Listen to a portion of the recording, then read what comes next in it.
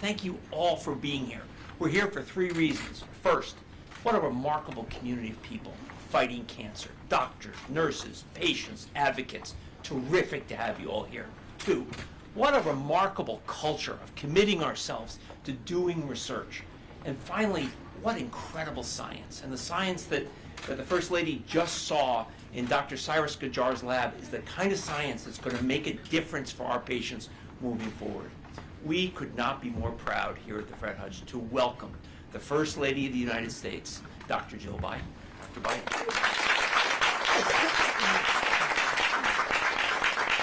Thank you, Dr. Lynch, and the staff, and thank you to the staff here at Fred Hutch for hosting me here today. You know, of all the things that cancer steals from us, time is the cruelest.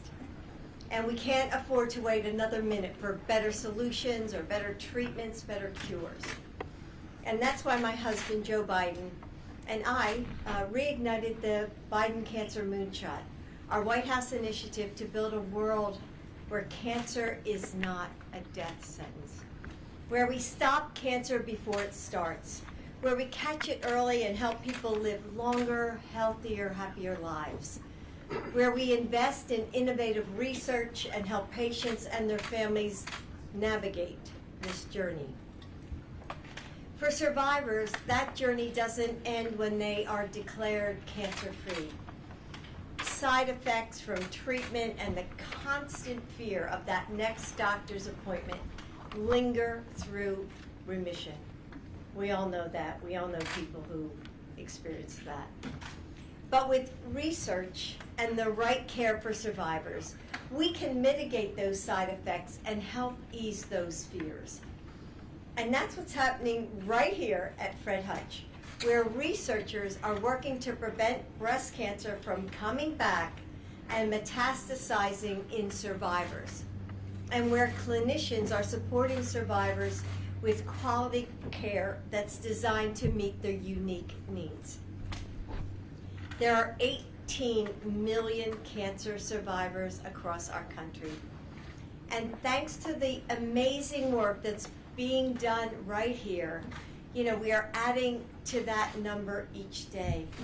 And as I've traveled the country and the world, I've seen innovative programs and partnerships that are making progress. I've seen what is possible when we invest in cutting-edge research. And I've seen that there is so much hope to be found. And so I saw that hope here today as well. You know, your work will change lives and save lives. And through the Biden Cancer Moonshot, we're putting American innovation to work for patients. And together, we will help make it so that the word cancer loses its power. So fewer families know the pain of losing a loved one to this disease, as Joe and I have. That's the reason we're all here. That's why I'm asking you to lean in just a little bit more, to push your staffs just a little bit harder, for all the families touched by cancer across the country that are in a race against time. That is the urgency of now. And for Joe and for me, this is the mission of our lives. And we are ready and we are proud to work beside you. So I look forward to hearing all of your insights today and take the stories back to the White House so that others can benefit from your expertise. So thank you again for having me here. Thanks.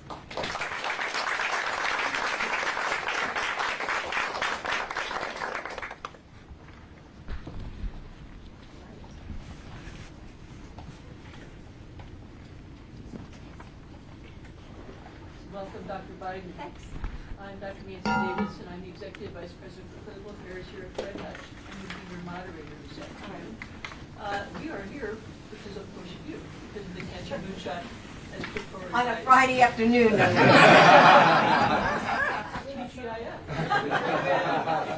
Appreciate it. Fantastic.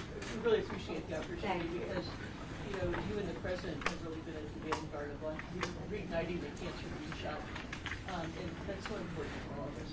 Two of the goals that we're really going to talk about today are the goal to try to prevent 4 million cancer deaths by the year 2047. And we're going to talk a lot about the challenges that individuals who are touched by cancer face.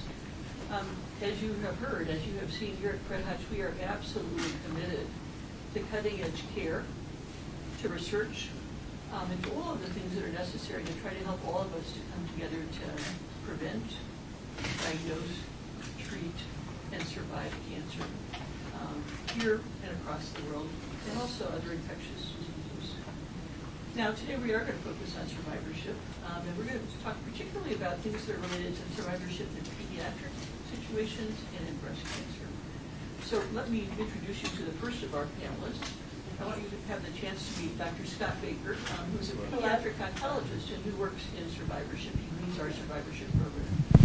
Yeah, thank you. Thanks, Nancy. So it's a pleasure to be here, and thank you for being here with us today as well. So, as director of Fred Hutch's survivorship program, my goal is, really to help cancer survivors move beyond their diagnosis and treatment and focus on the next steps, the next phases in their lives. And as you just alluded to, there's nearly 20 million cancer survivors in the U.S. today, and that number continues to increase and climb every year due to really the advancements made in new therapies. However, the quality of life of those survivors can be significantly impacted by cancer and its treatment. And for those who are cured, their life expectancy is significantly reduced compared to the general population, related to issues such as cardiovascular disease, second cancers, and other chronic health conditions. Our clinical survivorship program here at Fred Hutch serves cancer survivors across the age continuum, from children to elderly adults, and really strives to improve the quality of life of those survivors and reduce their risks of late health challenges. Our survivorship research program includes a large portfolio of National Institute of Health funded projects which focus on the issues that really contribute to the non-relapse early mortality in those cancer survivors. We have a strong interest in underserved and under-studied populations, and we're studying survivorship issues facing the vulnerable adolescent and young adult populations, so survivors diagnosed or patients diagnosed between ages of 15 and 39 who really don't often receive the recommended follow-up care after their cancer treatment ends. And so, for example, we're conducting a multi-center National Cancer Institute funded study that's directed at improving care for those survivors, trying to use novel methodologies, including mobile apps, wearable devices, telehealth, and social media to inform and engage this group of young survivors and give them the best and most equitable opportunity to live as healthy as possible. We're also working with young survivors to help them overcome the challenges they face as they're returning to school and returning to work after their treatment ends. And so I'm certainly grateful for the federal investment in the NIH to help support the development of new therapies as well as funding survivorship research.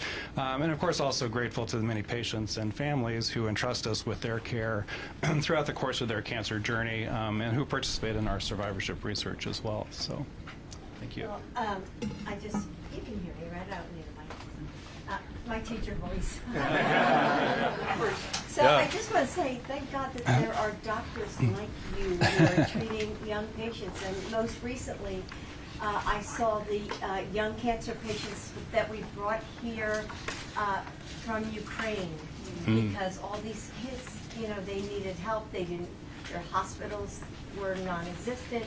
And we have the best care here, and so we brought those kids over, and they're doing well. But thank you for what you do. Thank you. Thanks. All right. Dr. Biden, let me introduce you to a fellow teacher and also breast cancer survivor, Leah Marco, right next to you. Hi. Hi. Thank you for letting me share my story. My name is Leah Marco, and I'm a breast cancer survivor. I'm also a mom, a wife, a kindergarten teacher. Love that. And a cat person. My story begins back in February of 2020, just as the pandemic was happening and the world was going into lockdown. I was diagnosed with breast cancer. I've experienced a few hardships, one being loneliness. Because of the lockdown, I wasn't able to see my family. I wasn't able to have happy hour with friends. I wasn't able to have my students in my classroom. The second being losing my hair. My hair has always been a huge kind of piece of my identity, and to lose that was really hard. And the third one was having mood swings, of not being able to articulate why I was angry over small things, just the up and down of how I felt. Luckily, there was a light at the end of the tunnel, and after my first line of treatment, my doctor, who's actually here, gave me the light that I could pause treatment and try to get pregnant. And I can happily say I have an 11-week-old son at home. Oh, wow. Congratulations. Thank you. His name is Francis. And, you know, it was hard to have that stress. I was only given a short period of time. And luckily that's why he's a complete miracle that it happened. There's still treatment in my future. But I'm determined, because of friends and family, to finish it and be, cancer-free. And I like to take a moment to thank my care team at Fred Hutch of being there with my diagnosis and supporting me through treatment. And I look forward to being welcomed into the survivorship after my 5 years of post-treatment. Well, congratulations. Thank you. And, it is the teams that make the difference. Absolutely. That help you through it all. Yeah, absolutely. So, thank you. That's a great story. Thank you.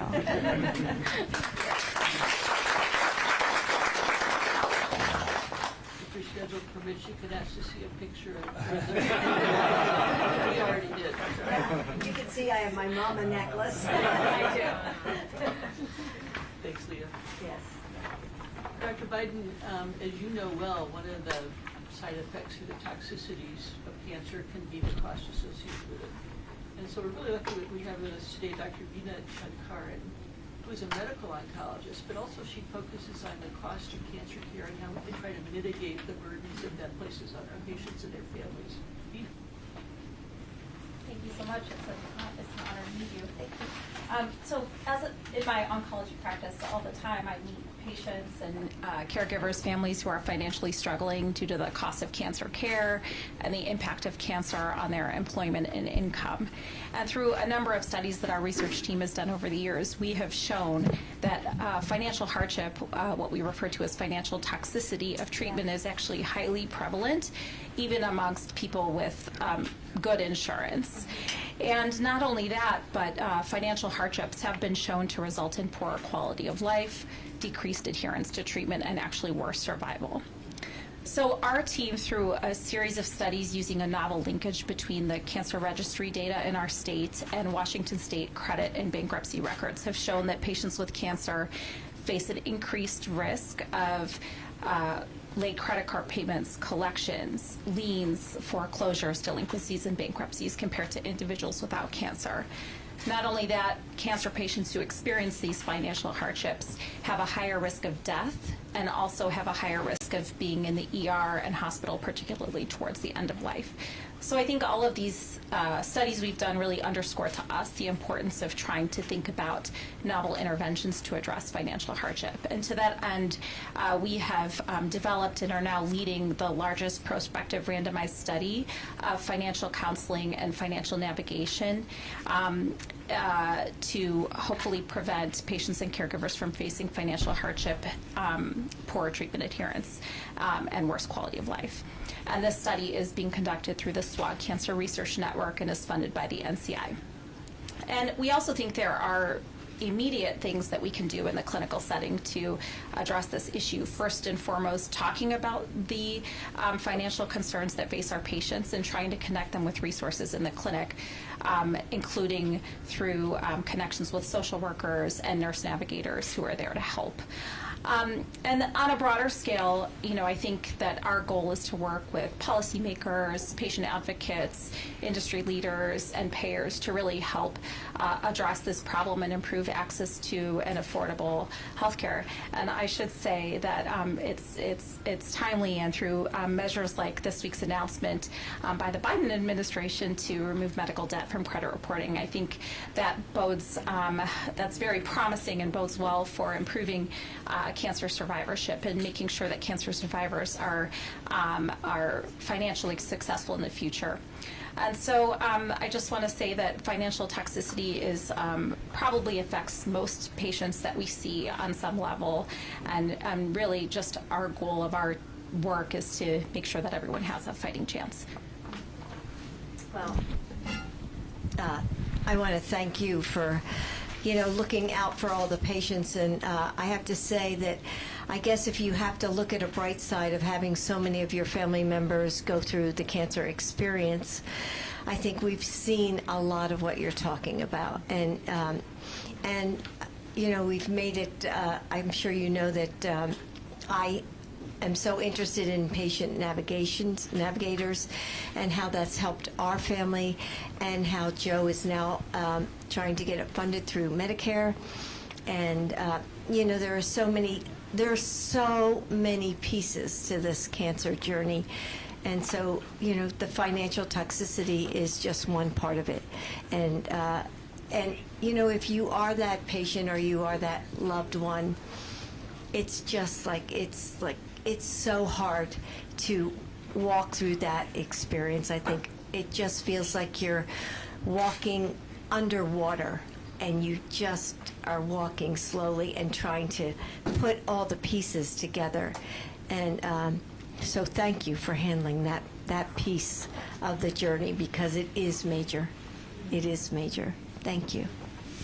And thanks for your endorsement of patient navigation. That's a big investment that we've been making at our cancer center recently, because it is so tough for people to navigate the fear of a new diagnosis, and then all the complexities of our system. Yes, exactly. So it's wonderful to hear. Thank you. I want to now introduce you, and you've already met her indirectly, to Dr. Rachel Young, who is a medical oncologist who takes care of breast cancer patients, including Leah. But she also oversees our wellness and screening and prevention initiatives for breast cancer. So, as Dr. Davidson said, I'm a breast cancer oncologist, and I really focus on the spectrum of breast cancer care, recognizing that prevention's important, treatment's important, and survivorship is of utmost importance. And what we're really trying to do is increase healthy lives at the end of cancer treatment. So at the Fred Hutch, we have a women's wellness center, and this cares for our previvors, who are women who are at increased risk of breast cancer, and our survivors. And what it does is provides really patient-directed care to help them live their healthiest lives.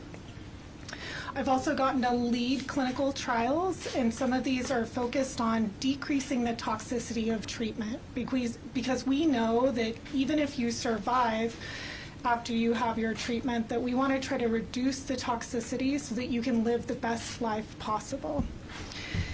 And while we've seen a ton of progress in breast cancer over many years, especially due to many people in this room, including Dr. Davidson, we know that there's still room to go. And in particular, I think it's really important to acknowledge that there are racial differences, and in particular, Absolutely. Yes, Absolutely. that Black and African American women have a 40% higher mortality for breast cancer, despite having equal incidence.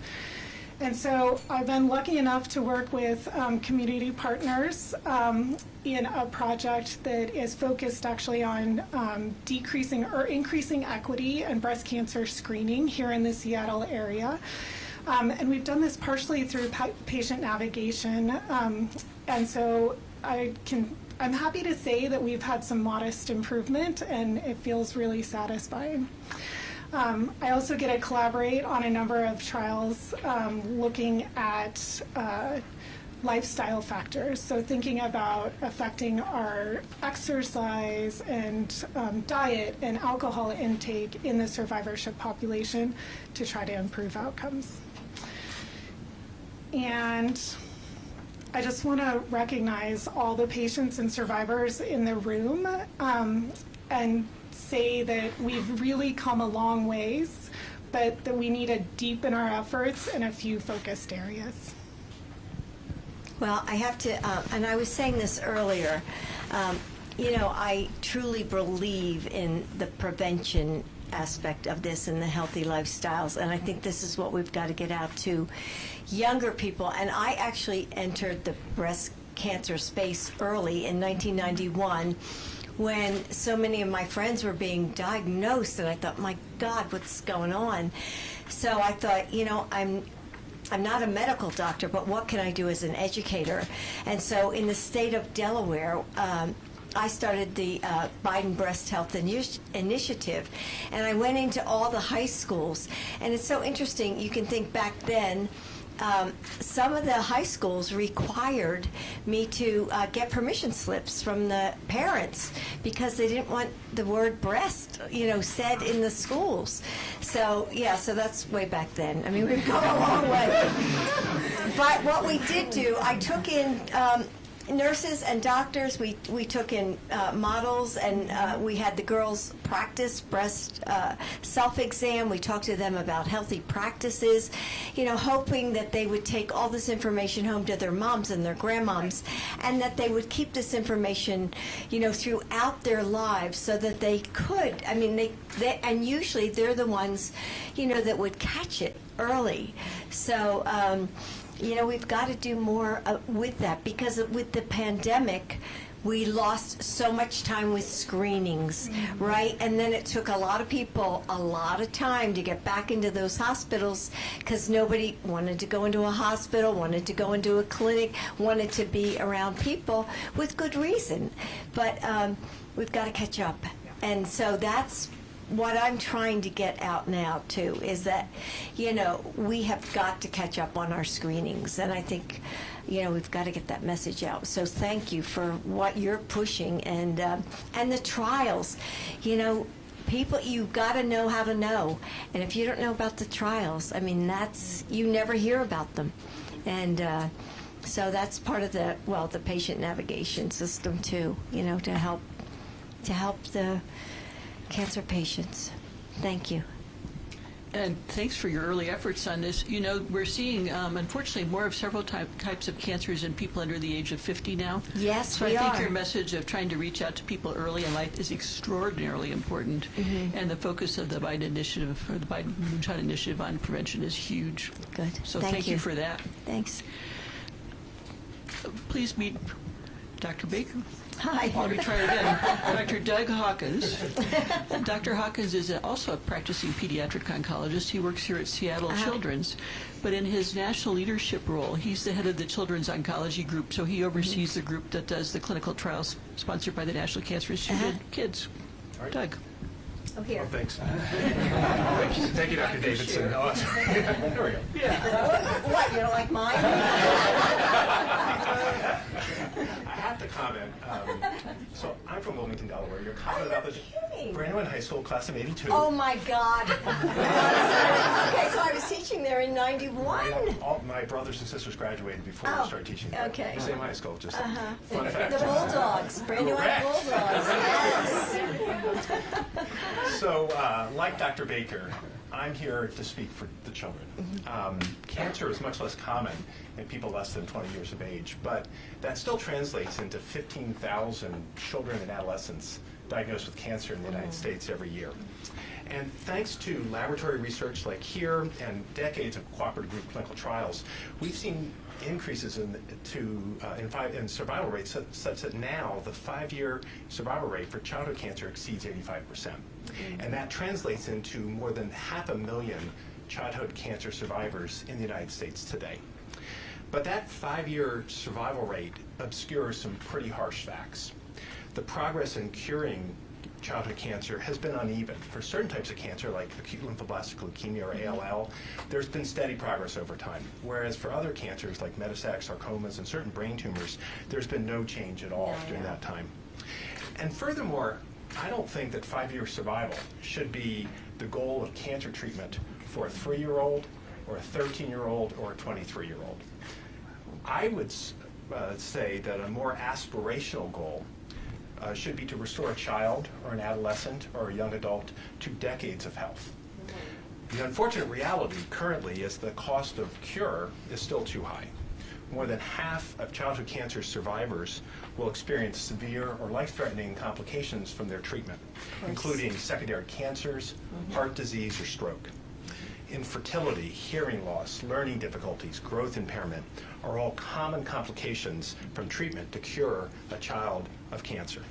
Radiation, chemotherapy, surgery all have profound impacts on the developing body of a child, much more so than an adult. Sure.